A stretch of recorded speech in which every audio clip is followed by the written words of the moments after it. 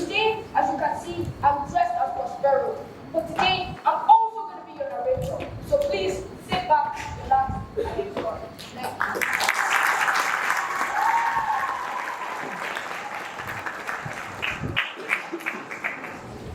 My brother, your uncle, whose name is Antonio. Oh, how can your brother be so treacherous? He was who I loved more than anyone else in the world, other than you. I trusted him to manage the land where I ruled, which at that part was the most powerful city-state of all Italy. I, Prospero, was the most powerful duke of all Milan, admired for my dignity and knowledge of liberal arts. But because I spent all my time studying these serious topics, I let my brother run into the government and lost him. You're lying. Are you listening to me? Father, please, if you abuse your powers to make the sea so dangerous, please use them to calm it down. The sky looks so black, it looks like tower will break down. But the waves are going so high, all the way to heaven, it will cool the boiling town down. Oh, I feel the pain of those I see suffering. A great ship, no doubt, with loving souls on board, wrecked and destroyed. Oh, their poor cries of my heart. If I were God with any power at all, I would have made the sea go beneath the earth before it could swallow the ship and all the loving souls aboard.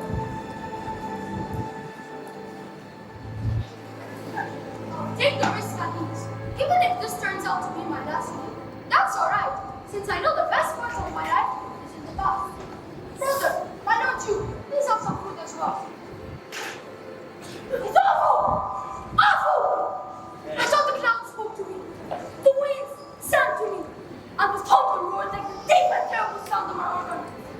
All of them said the name of the spirit.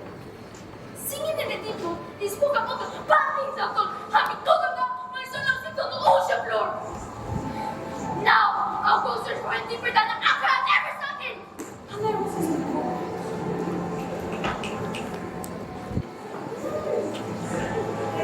So, I ask you to be happy. You have a reason to be, and so do we all. Because our escape from danger is much greater than our losses. Our experience of sadness is common. Every day, there are sailors' wives, merchants' masters, who can relate to our sorrow. But just a few, maybe a few out of a million, can talk about the miracle that saved us like we were. So please consider wisely and compare our sorrow with our comfort. If I had ownership of this island, my lord, everything would produce naturally.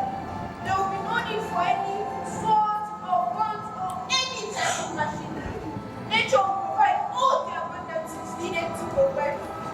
Nature will provide all the abundances needed for my people. I will govern with such perfection that it will surpass even the best times.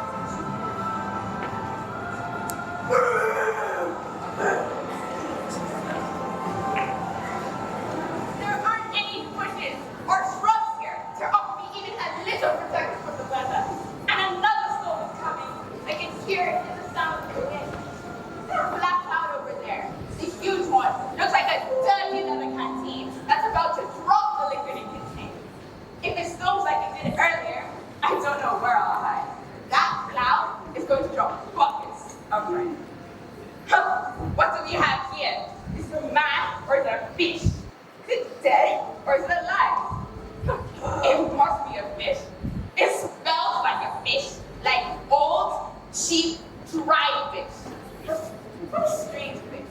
If I were in England now, as I was once before, and had a painting that showed this fish, every single fool there would give me a silver coin just to look at it.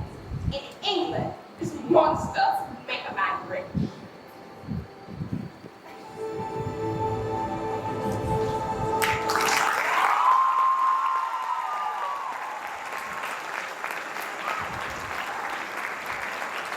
Interesting way to begin this assembly. I hope you enjoyed it. Next, we have drama monologues from year 8 on the play Macbeth.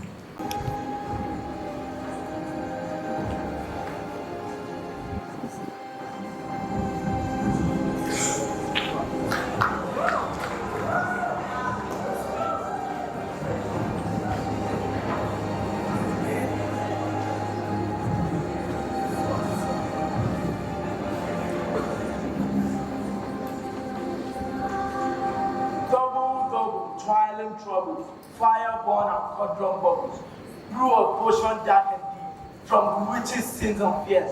Let it drain into this cauldron here. Add the eye of newt and toe of rock, for a heart unseen but not forgotten, mixed in dragon's blood, for passion in the mind and for charm of powerful drum. Let it be this night's requirement.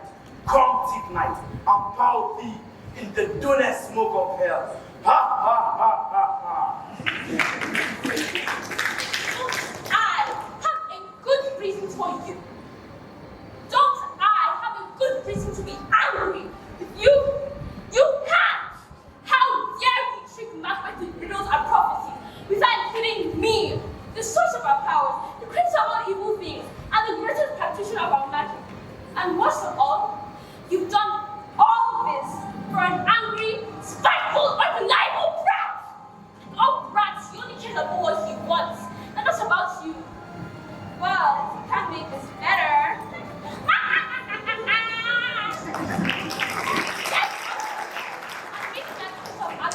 Where Macbeth will go to learn his lesson. Bring your cauldron, your spells, your charms, and everything else. Now I must fly. I must spend the night working on a deadly apple for him. I have a lot to accomplish before me. On the tip of the moon, there hangs a droplet, ready to fall. I'll catch that droplet before it hits the ground.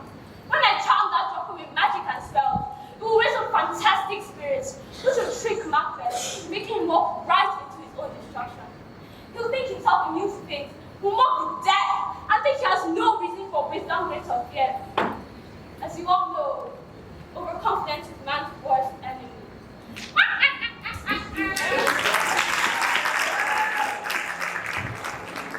Be not offended. I speak not in absolute fear of you. I think our country sits beneath you. It weeps, it bleeds, and every day new gashes added onto our wounds. But I think we thought, how to be uplifted in my rights. And here in gracious England, have I offered goodly thousands. But for this, when I shred that tyrant's head or wear it on my sword, yes, my poor country shall have more prices than it ever had before.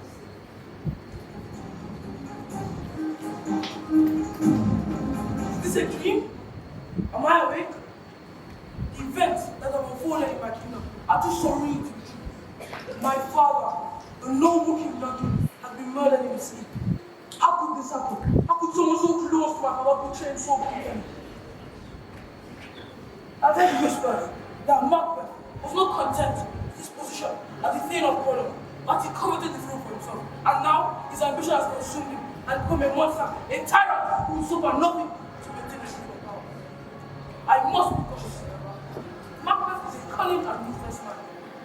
He has dispersed his enemies and silenced anyone who poses a threat against him. But I will not be intimidated by his tactics. He will form an army of martyrs.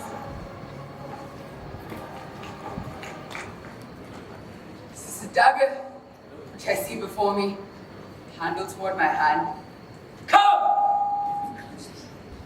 Have thee not seen this thing?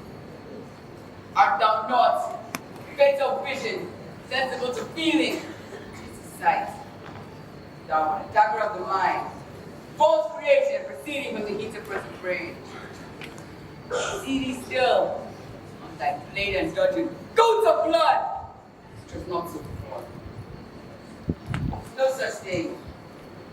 Bloody business which informed us to mine eyes. Now horror the one half world. Nature seems dead. Wicked dreams abuse the curtained sleep. With pale happy offerings and withered murder, alarmed by Sentinel, the wolf, whose howl is watched, which harpens ravishing strides into his design. Thou sure affirms that earth, even on my steps, which make it know. Thy very stone, right on my whereabouts.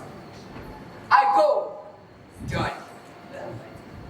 Hear it not, Duncan, for it is a knell that have I sent to heaven.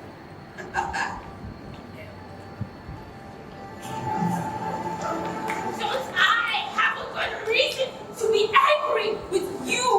You impudent hags! How dare you train in riddles, fake matters, and make deals with Macbeth, but then ask me, or consult me, to show our dark powers! Me, the source of all your magic and all your evil plans. And to make it worse, you've done all of this for a disobedient, spiteful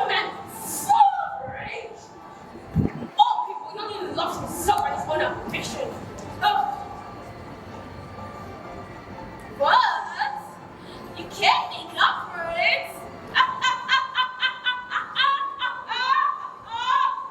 Get away from here. Meet me at a pit of action in the morning. Who go to spread out some destiny. Bring your cauldrons, your spells, your charms, and everything else you need. Bargains will be done for you. Hanging on the tip of the moon, there's a strong drop of vapor. I'll catch before I fall to the ground. This is my magic. That moon vapor is spirit that will live Macbeth. He'll laugh at his own fate and reject his destiny. Out,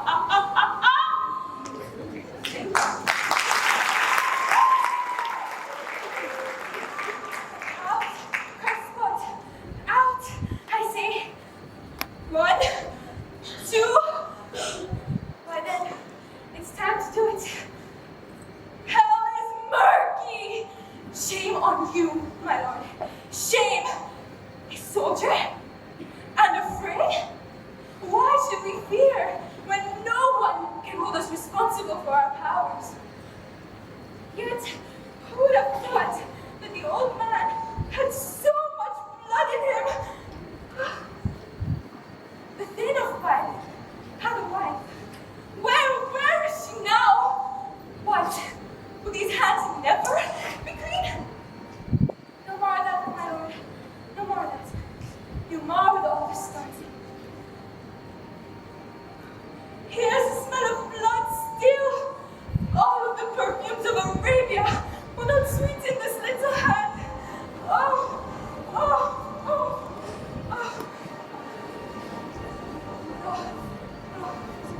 Wash your hands. Put on your nightgown. I tell you, yet again, Banco's buried. Banco's buried. He cannot come out of one's grave. To bed, to bed. There's knocking at the gate. Come, come, come. Give me your hand. What's done cannot be undone. To bed, to bed, to bed.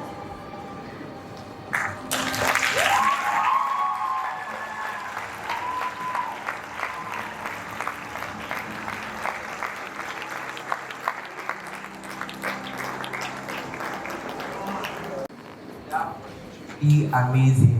Can we give them a round of applause?